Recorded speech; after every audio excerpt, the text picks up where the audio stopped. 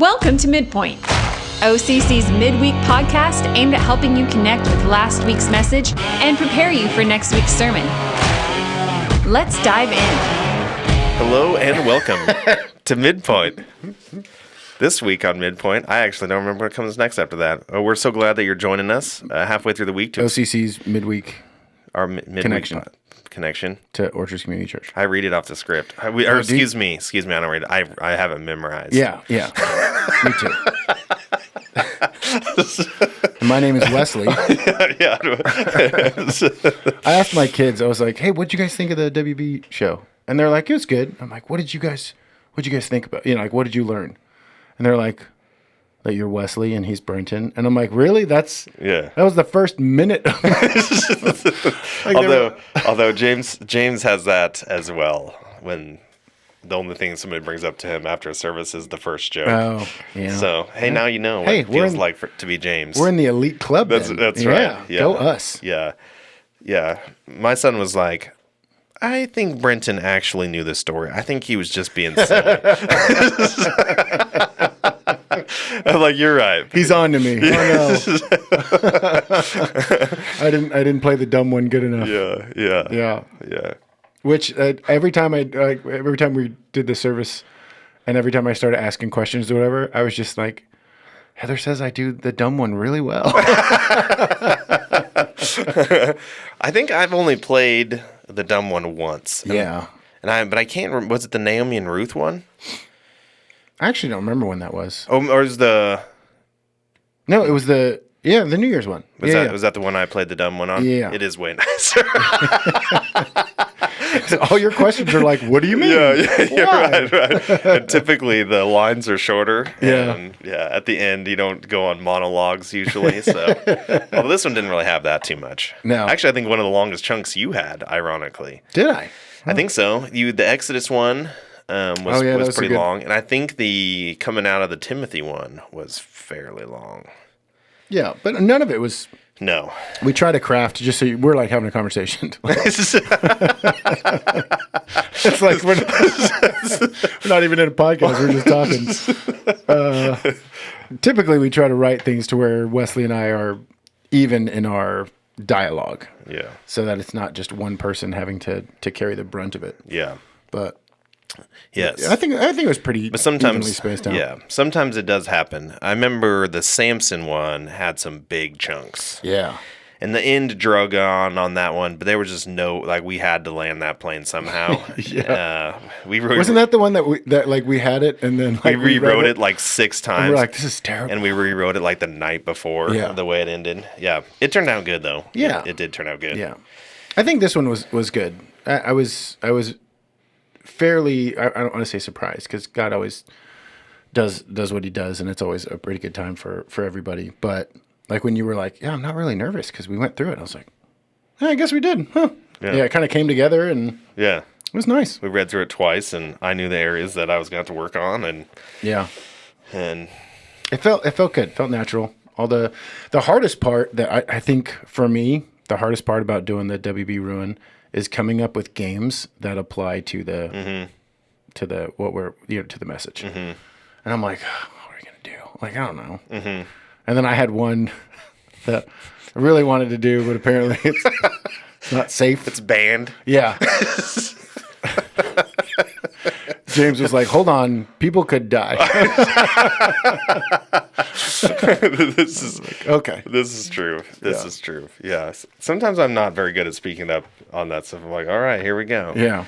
I should be. That's when you could probably, if death is on the line, you should probably be like, hey, maybe we should do something else. Yeah. I don't know. Dribble some basketballs instead, Which... I'm pretty excited to see what happens tonight. We're actually recording this on Monday. Yeah. Typically, we record these on Tuesday, but I'm excited to see what who turns up and who kills it. Yeah. On the I do have extra jokes for tonight. Oh, do you? But I'm not. Sweet. But it's only going to be if I feel it. Which sometimes Monday night is. You just got to go with what Monday night brings you. All 3 services feel different. They do. Is that just me or? No, they do. Okay. Mm-hmm. I'm wondering what the 4th one will feel like then. Yeah. Of like as everybody settles in. Yeah. That's cool. Well, anyway, welcome to Midpoint. Yeah. Your midweek connection to Orchards Community Church. Yep. I'm Wesley. I'm Brenton. Yeah. Intro number 2. It is so good. Yeah, it is so good to have all of you here with us today. So we'll start by the question that I said I was going to ask you. What is the most frequently asked question you have about the WB show or WB Ruin or Family Services? Other than us just shooting ourselves in the foot of, it's a fifth Sunday, why isn't there a WB show? I get asked that probably more than any of them. Yeah. And that was a great idea until you actually look at the calendar. Yeah. And they all land on holidays. And you're like, oh, this is a terrible week to do this. Yeah. Labor Day, Memorial Day, New Year's. It was like... Didn't one land like near Easter? It land, yeah. Ugh. That's like... So there's no way that was... December. Yeah. And so that quickly got taken off the table, unfortunately. Yeah. Mostly the calendar just made itself. And so the most common question, I don't know if I get a direct... Do you have a question that you get asked a lot? People ask me, like, what are we doing? Yeah. Like that's kind of the most of it is like, what are you guys going to ruin next? I think it's cool that the whole WB Ruin has kind of created its own trend, I guess, or it's, you know, like it's its own brand that people are like, oh yeah, it's cool. Yeah. I would say there is, which I understand. I would say I get comments maybe more than questions, but there's a question behind it of like, are we respecting Scripture? You know, they don't ask me that, so and I understand. They're like, I'm going to ask Wesley. Like, Brenton's the dumb one. We already know Brenton's crossed over, but really, you're gonna allow him to bring you with him? I'm just dragging you down. Yeah, we try really hard to make sure the message is strong. Yeah. I mean, we're fallible. We're not perfect. Yeah. There's no doubt. I'm sure we cross lines sometimes. We try not to too much. Yeah. But yeah, we work pretty hard to stay true to Scripture. And I think most of these if not all of them, I don't know if we did this one. Maybe we did, maybe we didn't. I don't know if we did.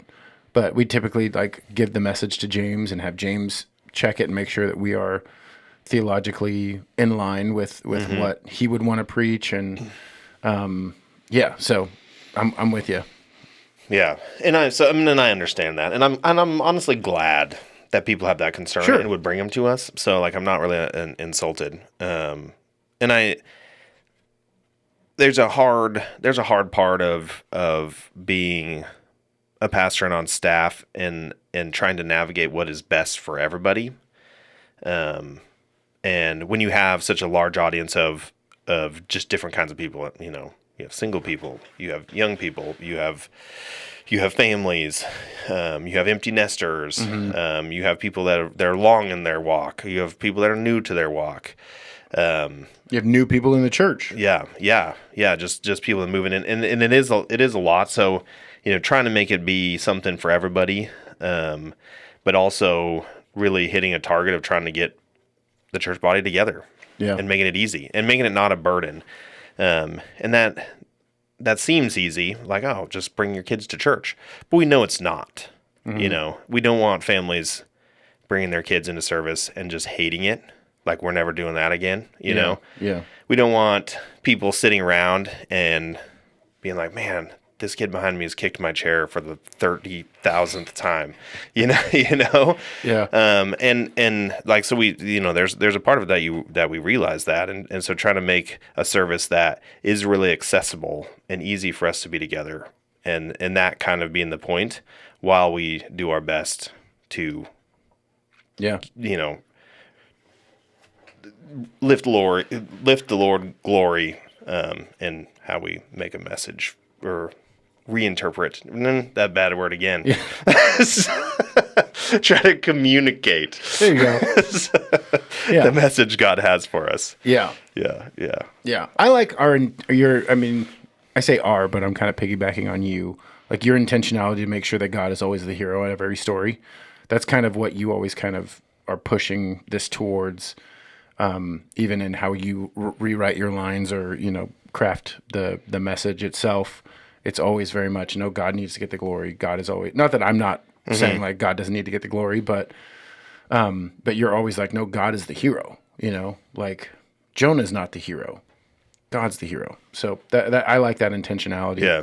And yeah, it is a challenge when you have all the kids in the service.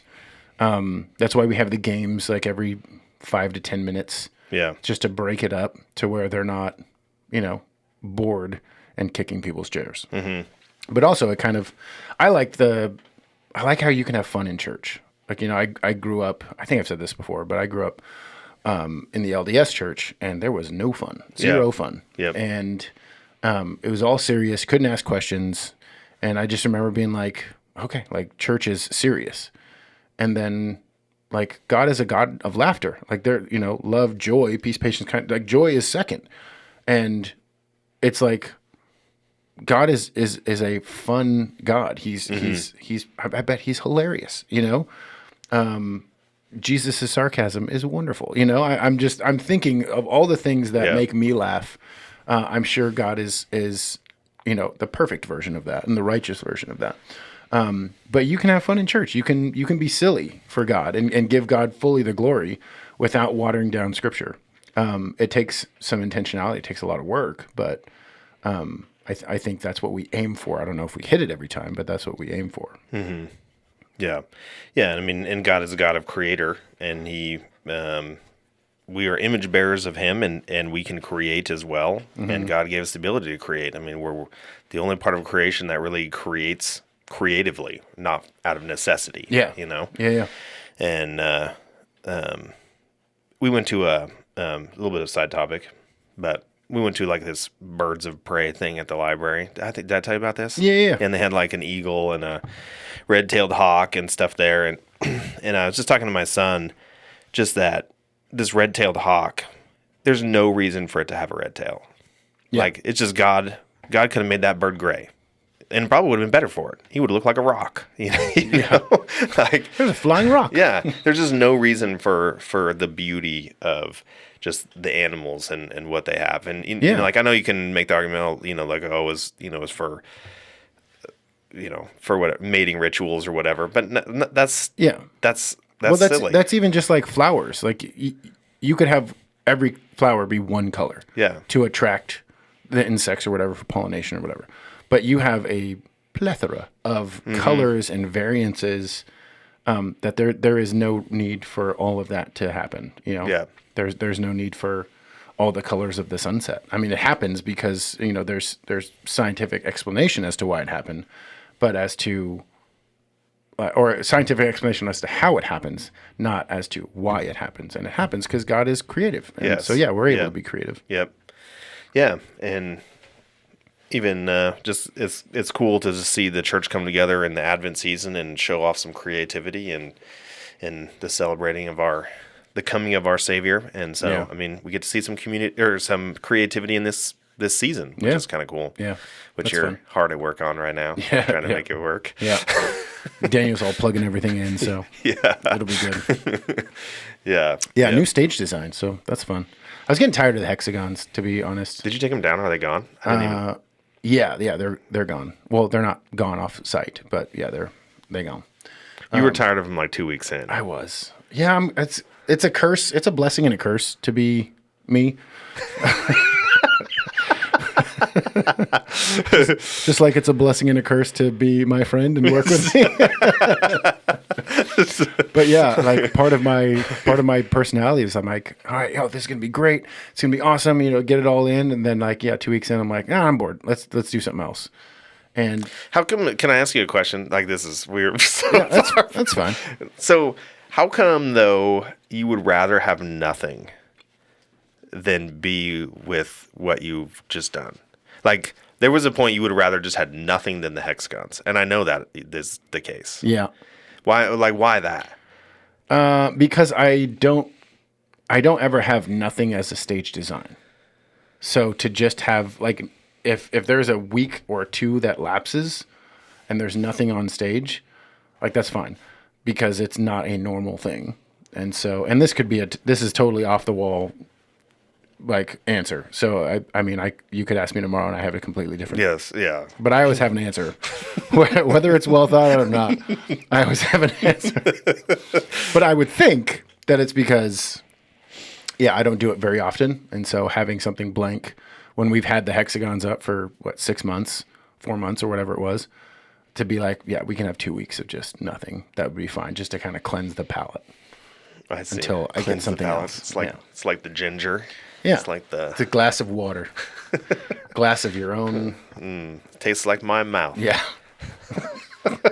Still my favorite thing. I did have a question. Somebody asked me who did all the illustrations and like where did we buy the graphics? And I was like, well, that was us. And they were clearly us. Yeah. Thank you for saying us. Yeah, you're welcome. You're welcome. It was me. It was you. Yeah, It was you. me. I got really excited because we did talk about it, and we're like, we should do our own children's story. And I was like, I'm on it.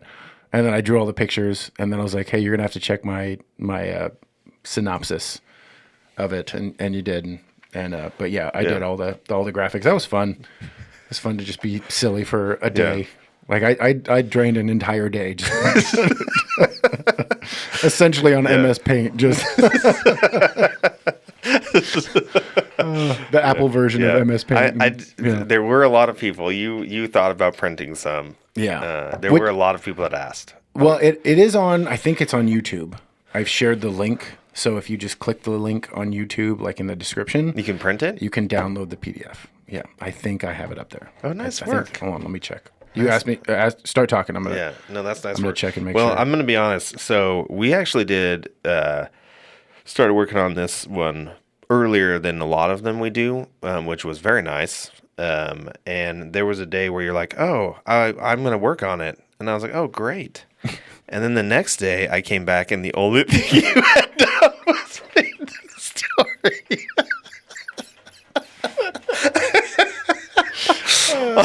No script, nothing. Hold on, let me see.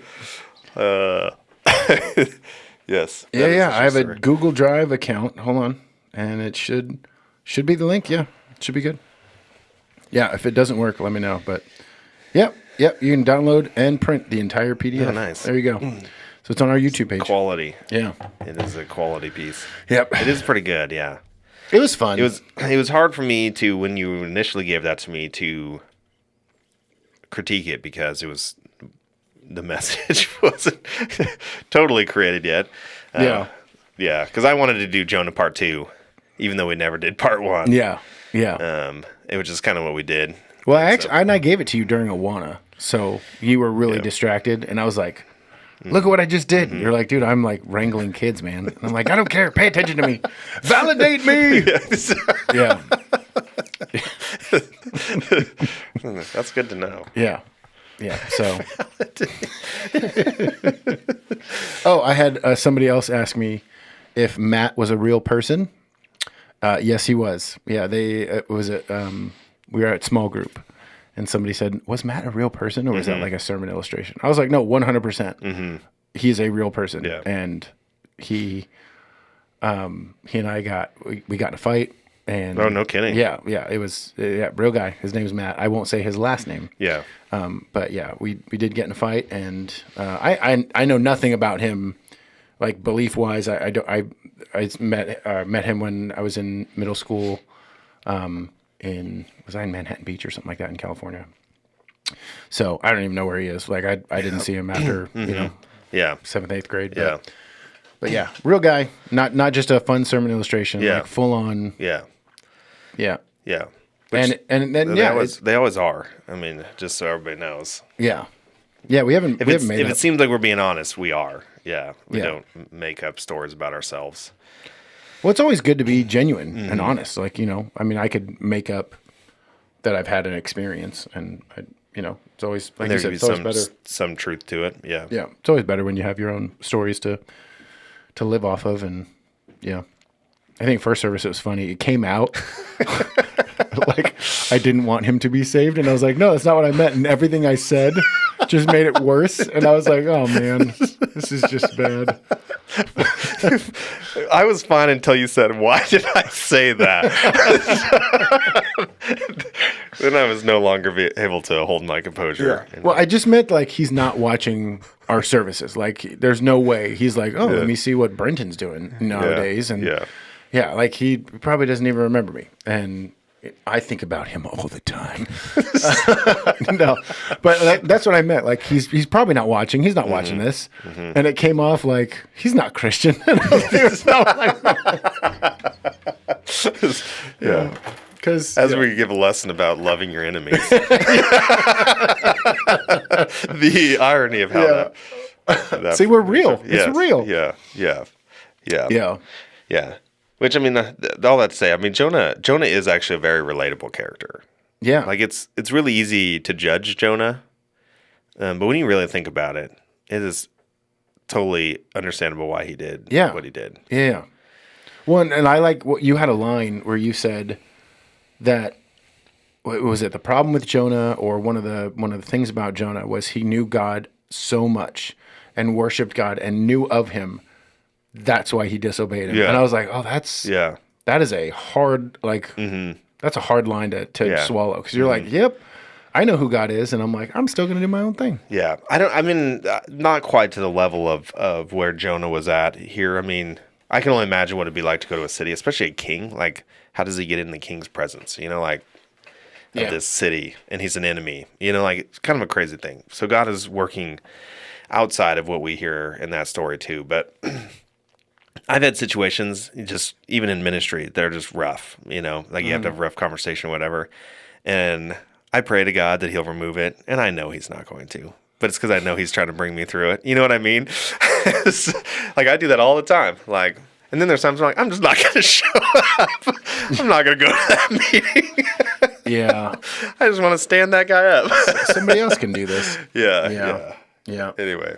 Well, and I think it's cool. I mean, you said this earlier, that how God uses even the unbelief of others, like even these unbelieving sailors, these unbelieving pagan sailors, God used them to bring Jonah back in line with God. And I never thought about that. Like, I never thought that they were, I mean, I knew they were unbelieving. I mean, we wrote the script. Like, I get it. Yeah. But just to frame it that way, that these sailors, that God would use these pagan sailors to bring Jonah back where he needed to be.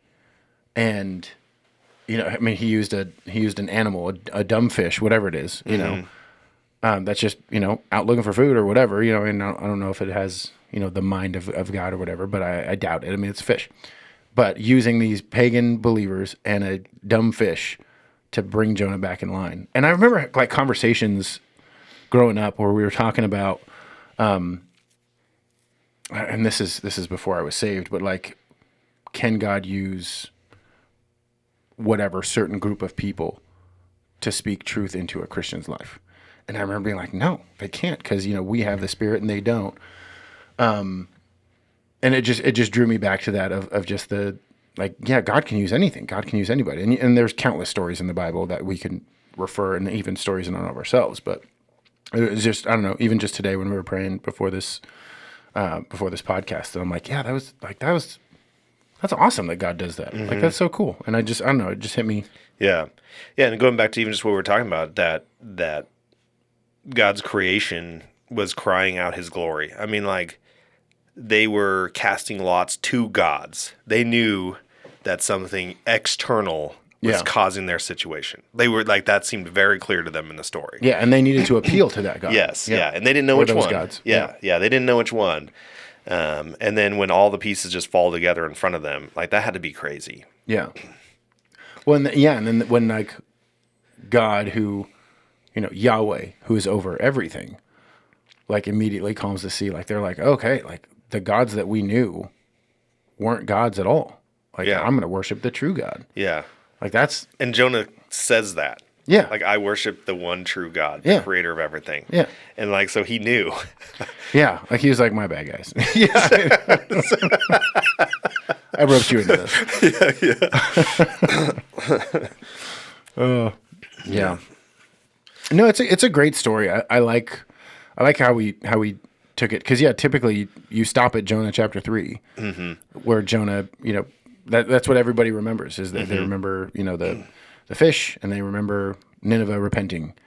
And I was listening to Tim Mackey talk about Jonah. He has a great series through Jonah, just walking through. But he's like, Jonah spoke 6 words in Hebrew, 6 or 7 words in Hebrew. And it doesn't say he spoke anything else. So being Jonah, he could have possibly literally just walked through the streets saying 5 or 6 words, or 5 to 7 words. And that's it. Like, not explaining himself, just saying, you guys should repent because God's going to kill you. You guys should repent so God's going to kill you. And just walking through the streets and doing that. And that was enough for Nineveh to be saved. Like, God used his minimal, reluctant effort to save the Ninevites. Are you saying he didn't know the language? Are you saying he didn't know the language? No, well, he's what it's written in Hebrew. Oh, I see. Is what was said is 5 to the Ninevites, 5 or 7 words in Hebrew, and there's no indication of if he explained or expounded on it. It was just, this is the message he preached: repent and be saved, or whatever the actual verbiage he used. But it wasn't very many words, and so Tim Mackey was saying that. Possibly he only spoke those words. Like he was not rambling on. He was not preaching sermons. He was just like one sentence, and then I'm out of here. And just that was enough to save them. And it makes you think, like, what was God doing while Jonah was running away, while Jonah was in the belly of the fish, while Jonah was walking to Nineveh? What was God doing in the Ninevites' lives? So where when Jonah came in and preached a very unenthusiastic, short message, that they were like instantly like, yes. Like, you know what I mean? Like what was, like, I'd want to know the backstory of Nineveh and how they came from this, terrible, terrible history to, at least for a season, being repentant to God. Like that's kind of amazing when you think about it. Yeah. But then, seeing, relating to Jonah, seeing him, just be like, dang it, God, I knew you were going to do this. Like, I knew it. And like, I killed them. Like, and it makes me think about even some of the stories of people who are in the courtroom with their family or their sons or their daughters murderer. And everybody else, I distinctly remember this one where everybody else, was telling this guy who went on a shooting rampage and killed, unfortunately killed a bunch of kids. And all the other parents were like, you're scum of the earth. I hope you die. I hope you, burn and whatever and suffer and da da da da. And this one guy comes up and he's like, what you've done could never be undone. And I am grieved, but I also believe in a God who loves and forgives. And so I love and forgive you too. And that moment, that's when the assailant or the murderer started weeping. Like everything else, he was like, yeah, I'm fine, whatever. But when it was love, when it was God's agape love that broke through, like that's what touched his heart. And I don't know what happened after that. Like, could have he could be saved, he could not be saved. I don't know the story of that. But just one, it just made me think about that guy's faith in God and just like that repentant heart of just like, oh man, like I don't know where I was going with that. Yeah. That's what it makes me think of. That actually makes me think of the question that we typically ask is if there's anything that we left out. There's another part of Jonah that always gets left out, and it's his prayer of thankfulness. Yeah. And when he gets all spit of out. chapter 2. Yeah. I mean, there's basically 2 chapters that get told and 2 chapters that don't. Yeah. I don't know. Maybe we should do a Jonah part 3. Like I don't know what do you call it when there's an episode inside of an episode? Is there a name for that? Episodeception. Episodeception. Epiception. I mean, way back in the day, like when you were, when I used to play video games, it'd be an expansion pack. Oh, yeah. Yeah. Well, it's hard to, because I tried to, like, how do I, like, when we were, writing the story, I'm like, I only dedicated 1 page to the prayer in chapter 2. Because basically he's just, it's great. You can unpack it. Yeah. But for a children's story, he's basically saying, God, thank you for not killing me. Like, and he says that several different ways and is very thankful for God and is surrendering to God. Yeah. And there's also the kind of pointing to Jesus with the 3 days and him being dead. And anyway, all that stuff would be. That's why Jonah is so good, because you can, like we said at the end, you can take this so many different directions. Yeah. Like Jonah is so applicable to so many things. It's such a great story. Yeah.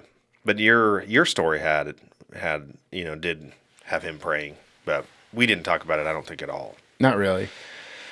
I mean, well, to answer the question of what did we leave out? Yes, we left out tons, because you kind of have to have a point, and you can't hit everything. Yeah. And this was, I mean, although it was broad, it was also not broad, that there's more to the story. Yeah. Don't stop when there's more. More. Yeah. I was listening to it again, and it's funny because in my head, I'm like, this is how the game's going to go. This is what I'm going to say. And we're just going to wing it. And then even when I was explaining it, I'm like, all right, I'm going to say, should they stop or should they do more? And then you guys are going to reply, more. And then in the middle of the game, I didn't even finish. I was like, should we stop?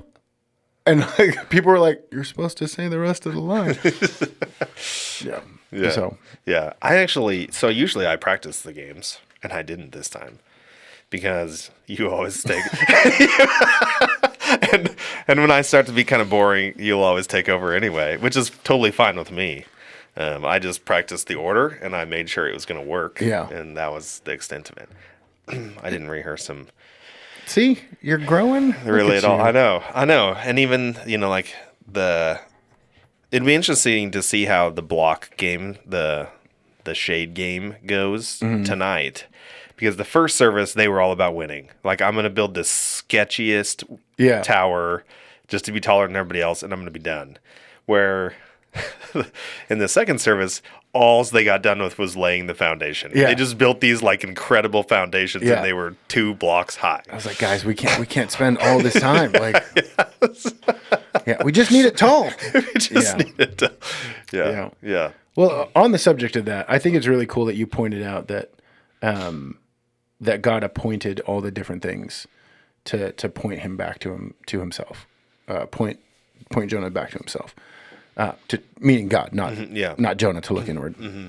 And it's so cool. Again, God uses, pagans. He uses a fish. He uses a worm. He uses the wind. He uses, there's no limit to who or what God is going to use to get your attention.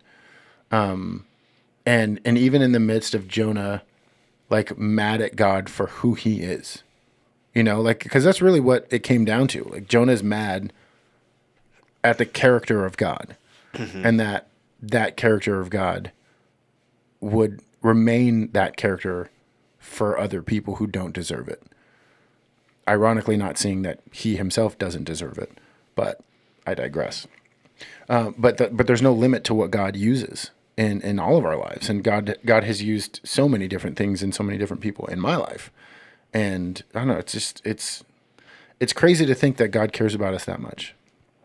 That God is going to use, a dumb fish, or God is going to use, the light not changing at the right time, or God is going to use, I mean, so many things that God has used for me, and I'm like, oh God, man. Like, I just reminded, I sounded like I just said God's name in vain, but I did not. I'm literally talking about God. But there's so many times that I'm like, man, you love me this much to get my attention at the weirdest times with the weirdest things, just because you can make this color, you can make the sky purple, or you can make flowers green or purple or blue or whatever. I don't know. Yeah. Yep. Yeah. Well, and even God loves us so much that we could live like the Ninevites, and his desire is to have compassion on us and us to ask for forgiveness. And that's kind of crazy too. Yeah. That be part of a people group that large. And what do you think happened to Jonah? Like, if Jonah was you, maybe this is a better question. Yeah. If Jonah was you, what would the rest of his life look like? I'm debating whether or not to give you the funny answer or the real answer. They're probably closer. Yeah. Give us the funny one. I would. He just literally stays there his whole life. just like waiting. Yeah. You know. Yeah. I would kind of like the compilations we have of my daughter laying face down on the floor Yeah. in random places because that's just what she does. Yeah. Yeah, but I'm just faces. Take me. I hope that I would hope that Jonah would learn his lesson, and that that God used this as like a major pivot point in his life. But like looking at my track record with God, like how many times I have wanted justice or I've wanted something to happen, and watching God's grace, like I know I'm. That came from deep within. My bad. That really threw off your point. I'm sorry. Yeah, I didn't even know what I was talking about. We need to rewind the tape. I think I would hope that he would get his life back in order. But so many times in my life, I look at my track record with God, and I'm like, no, I still hang on to bitterness. That's still a battle for me. And it sounds like that was a battle for Jonah, of just being like, no, these guys don't deserve it. No, why God, why? Like, as I say, like my justice button is pretty heavily triggerable, and that's a big thing for me. Like if something that's supposed to happen doesn't happen, or if justice isn't served, like that's really hard for me to take. And it sounds like Jonah's the same way, and that's really hard for me to be like, yeah, I'm gonna let that go. Everything's great. I'm at peace with that. It's fine. Yeah. And he doesn't seem like that type of person. So if he were me, it's probably a lifelong struggle. And he's talking to his friends and be like, man, like I'm still mad that those Ninevites, were saved for a season. Because eventually the Ninevites did get conquered.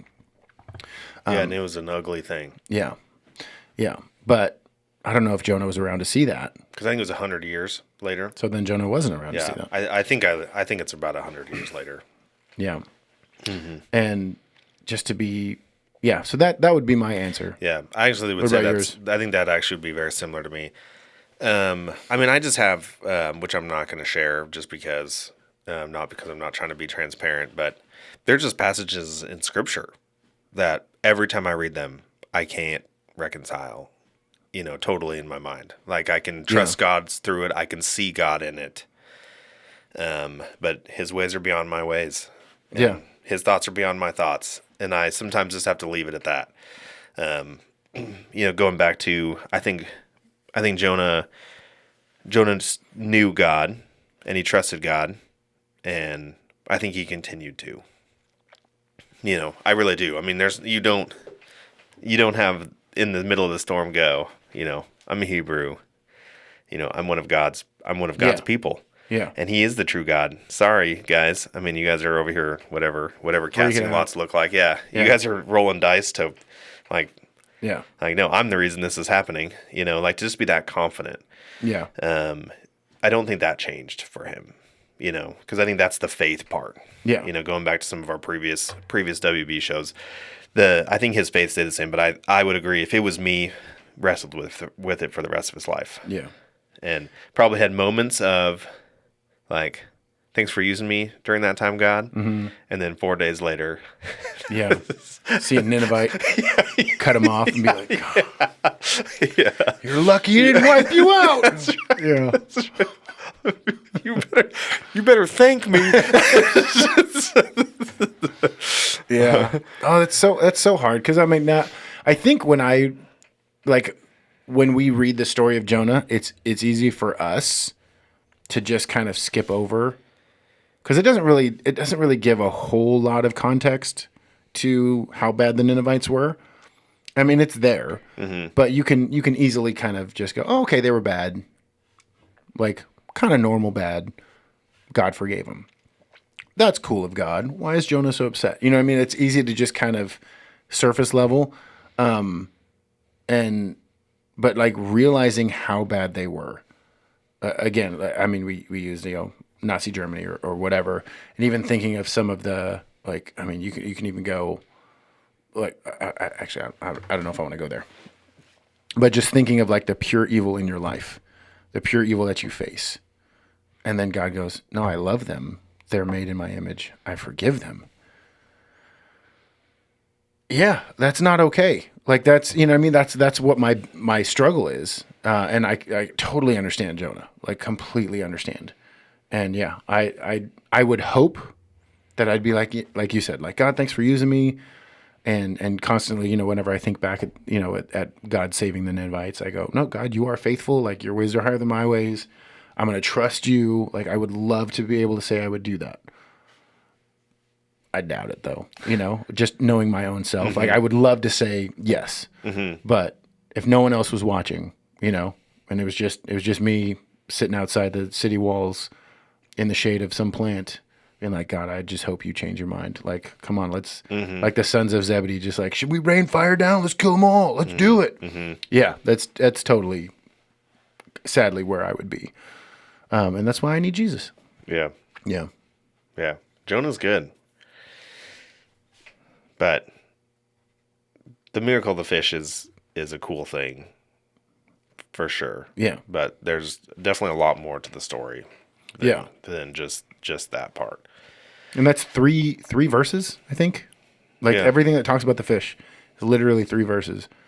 But that's what we focus on, because it's so fantastic. Yeah. You know? Yeah. So fantastic. Yeah. But, I remember I used to, and we talked about this a little bit before, you know, like,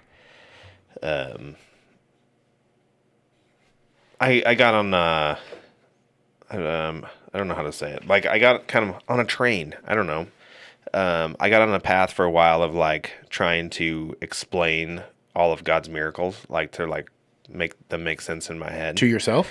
Yeah. Okay. Yeah. You know, just, yeah. You know, and like there's explanations for, you know, even like the 7 plagues and Like trying to explain away kind of thing? yeah. Yeah. Like, Okay. oh, there was an eclipse. Like there's God was in control, but he was organizing it inside of his own creation. Gotcha. You know, Okay. does that make sense? Yeah, Like yeah. I used to try to like, and Jonah's one, because we talked about this a little bit when we did the Mandela effect about how everybody thinks that it's a whale. Yeah. You know, and that one actually makes more sense to me than, you know, like the apple. I don't know why they think it's an apple, you know, from Adam and Eve. Probably just because it's a recognizable fruit. Yeah. That's pretty universally recognizable. Yeah. I don't know why. Yeah. But the whale makes sense because the whale has to breathe air. Like Yeah. there has to be air in there. Like I think that's why people go to a whale, even though those compartments inside there are not. Yeah, because like, I've it's looked not in it his up. mouth. No, yeah, It's in his lungs. Yeah, Yeah. yeah. It's still not survivable. Yeah. Yeah. Plus the stomach acid. They eat food whole. Like he wasn't standing a chance. Yeah. Even still, like God, God is doing a miracle. Yeah. Yeah. No matter what it is. Yeah. Because I think the commentaries I read, it was like some of them say it's a whale, some of them say it's just a really large fish.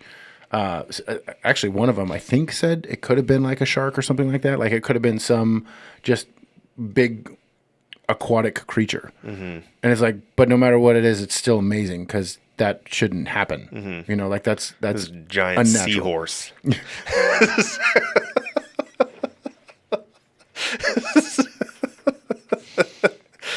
Yep.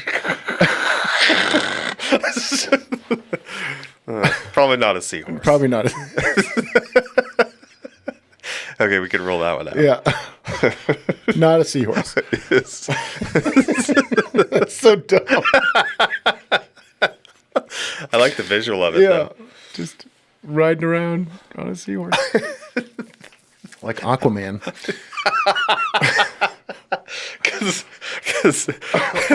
Because he's well respected.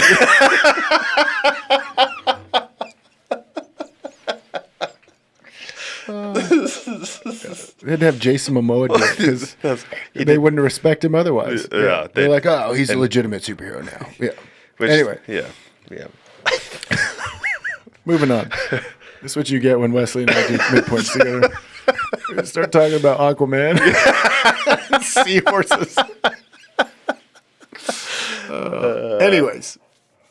So you would explain away miracles, and was this one of the ones that you would try to explain away? Or? Yeah. Oh Okay. yeah. Yeah. But I think that's why people think it's a whale, because I think. But anyways, where I was getting at with that is like, that's the part people even fixate on being a problem. Like, no, this evil and wicked city who is decimating other people groups, Genocide. and torture, Child sacrifice. And, crazy stuff, and they turn to God. Like, that's the miracle. The fish is a tiny thing. In all honesty, you know. And if you've served at all, and I'm speaking with all my fingers pointing to myself, hearts don't change quickly, and so for the Ninevites to turn towards God is an amazing thing, and to all do it simultaneously. Well, and not only that, but to have a God extend grace to them and mercy, like. I mean, I don't want to say that's a miracle, but for us it is. Yeah. Because, again, no matter where you are, no matter what you've done, like God's grace is still that much more.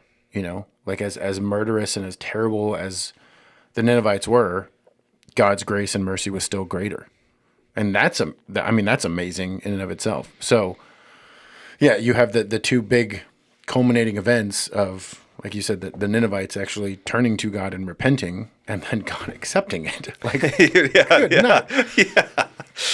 like, if that's the bar, like, if God can use a fish or a whale or a shark or a seahorse, whatever. And I mean, but then even having the sailors turn to God, like, that's a miracle. To have the storm immediately stop. I mean, was it as soon as he was airborne that they were like, oh, now it's going to stop, or was it like, did he have to hit the water and then it stopped? Like, but to stop a storm, I mean, again, Jesus stopped a storm, God stopped a storm. I mean, there's so many parallels between Jesus and Jonah. But what's interesting though is that they see God for whatever reason. I mean, maybe not. Maybe they were still in their God's view, but they ask for forgiveness first, then throw Jonah over. Like, God, we've tried everything. Yeah. And that's interesting to me. Like, were they already seeing the one true God, before all of this happened? Like, well, I don't know. Maybe their gods, or I mean, I know their gods weren't answering. And so they're like, we've tried literally everything else. Yeah. And then we're tried to empty the... Yeah, this is your guy. We don't really want to throw him over. Well, because they were essentially going to kill him. Yeah. Because they knew, they're like, dude, if we throw this dude overboard in this sea, there's no way he's going to survive. Like, we're going to murder this guy in the hopes that the storm will stop. Like, all right, like, we've tried everything. We tried to lighten the load. God, you want us to murder this guy? Okay. Like, we'll like, please forgive us. Yeah. Yeah. Yeah, that's crazy. Help our unbelief. Yeah. Yeah. Toss him in. And he must have got eaten pretty quickly, because they didn't go back and get him when the storm comes. Can you imagine? Like, they reach down, then the storm starts again, and they let go, and then they, that'd be weird. Yeah. Yeah, so it must have been, or he must have got swallowed up. I don't know. Yeah. Yeah. I also wonder, what did Jonah eat when he was in the belly of the fish? Like, other fish that was already eaten? I don't know. Did he eat? I mean, he could have fasted. This probably would have been best for him. I guess he didn't have to eat. No. But still. The water actually is probably the bigger problem. Yeah. Because salt water will make you dehydrated very quickly. That's true. Yeah. Yeah. Although, was the sea that he was on, is it a salty sea? I actually don't know. I don't know my seas very well. Are they all salty? I don't know. I think so. I'm revealing my bad geography knowledge. I think all the oceans are salty. Was it the Mediterranean where he was in? I don't know. I would assume. I would assume so too. But I don't know. Somebody will write in and tell us. Yeah. Somebody way smarter than us. I'm the dumb one. And so Yeah. Yeah. Anything else you want to say about Jonah? I mean, I think we've hit on plenty. We have. Yeah. I do have on our if you go on our Spotify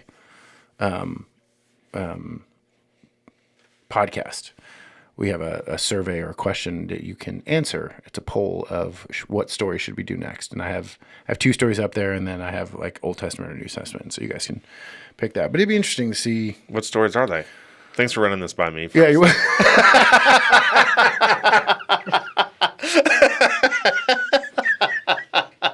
You're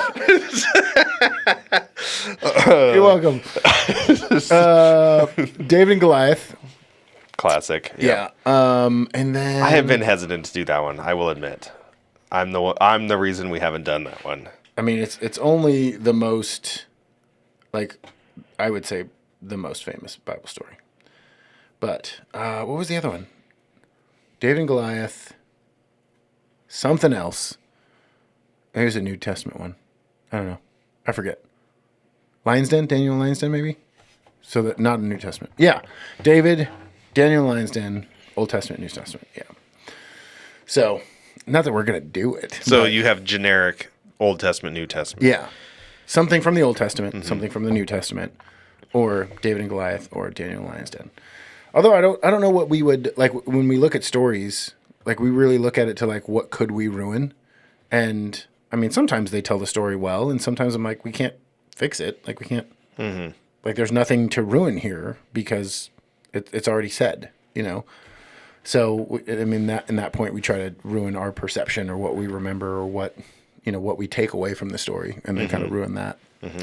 Again, giving God the glory, making God the hero of the story, rather than, you know, we can all be David or we can all be Daniel. It's like, no, God used them.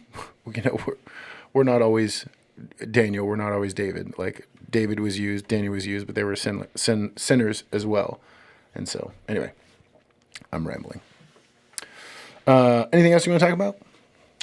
I mean, is there anything else that you've done without asking me? Since we're on confession time here. Forgive me, Wesley, for I have sinned. No, I'm totally fine with that. Anyway, just to be clear. Yeah. Okay. Good. David and Goliath would be an interesting one. It is so well known, and I think that's why I've been hesitant to do it. Yeah. And again, I think that's another one where people try to explain away the miracle. Yeah. Or get too caught up in the miracle. I mean, it would be a good one, you know? Yeah. It would be interesting to see what direction we could take it. Mm-hmm. But I think, yeah, we'd have to, I don't know, I just threw it out there just because it's, I Googled famous Bible stories for children's, and that was like, you know, that and the Lion's Den were like the top ones. Other than Jesus' birth. Yes. Yeah. But we're not gonna ruin Jesus' birth. Or are we? Or are we? Yeah. You did talk about ruining Christmas for a little bit. And I was like, brave. Very brave of you. Yeah. I thought actually you were the one that wanted to ruin Christmas. Nope, that wasn't me. I would never.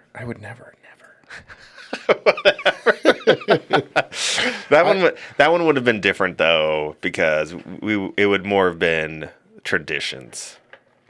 Oh, okay. Yeah, okay. Because we talked about the wise men being nearby. Yeah, ruining that for James, because James hates that. I do enjoy. Yes, yeah, I do enjoy how you come up with ideas and then you tell me they're my ideas and then you give me glory for them. You're welcome. Do you remember you sent me this podcast about 3 different ways, the dads? Yeah. The 3 different ways to the Halloween. You can redeem it, you can reuse it, or you can rebrand it or something like that. Yeah. Yeah. Like essentially you can do it, you can not do it. Reject, redeem, or receive. Yeah, that's right. Yeah. And they talk about, but they just tell the story in 3 different perspectives of Halloween. Yeah.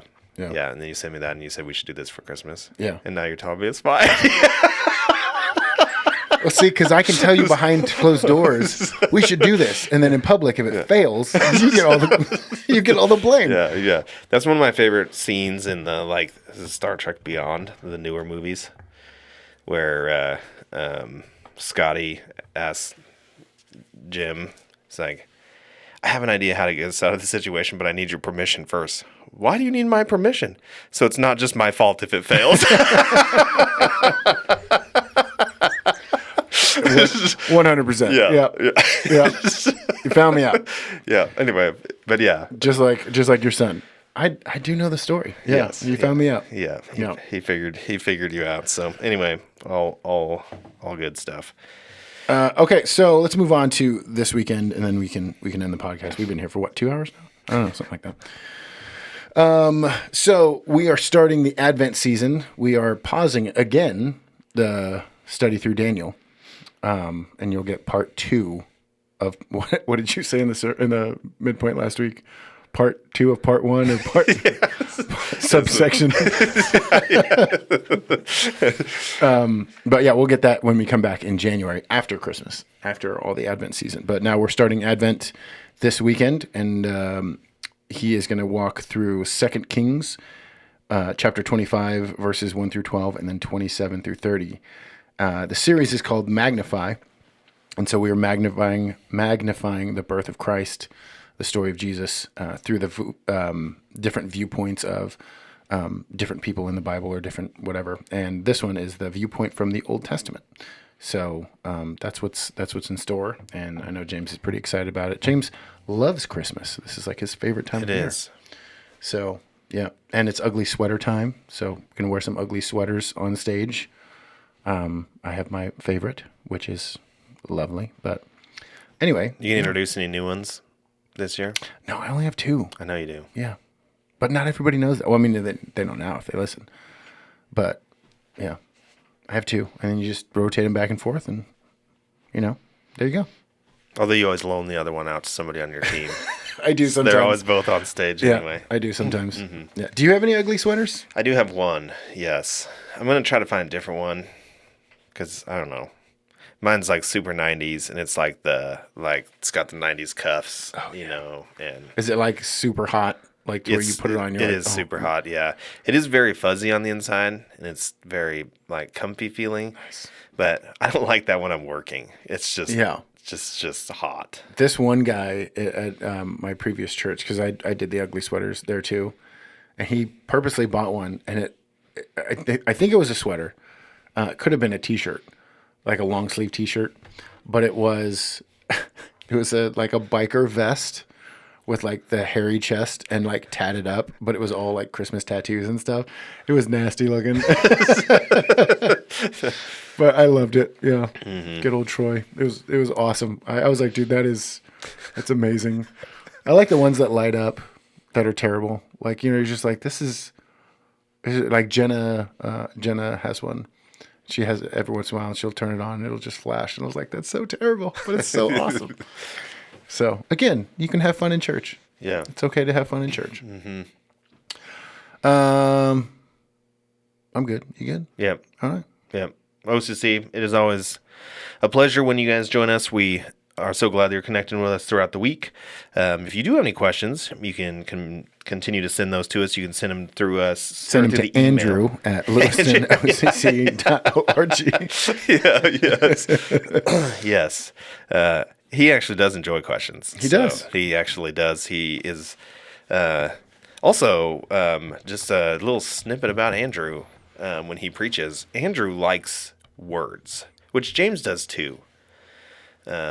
But Andrew is very careful about the words he uses and how he uses them. Throughout, he themes words. Anyway, there you go. James also likes words, but that's just because he's smart. So anyway, you can join us in person or online at our services at 9 or 10:30. Those will soon be changing at the first of the year, but for now, and then again on Monday night at 7. Yep. OCC, thank you again for joining us. It is so good to have you guys joining us midweek. You are so loved by us here at OCC. Amen.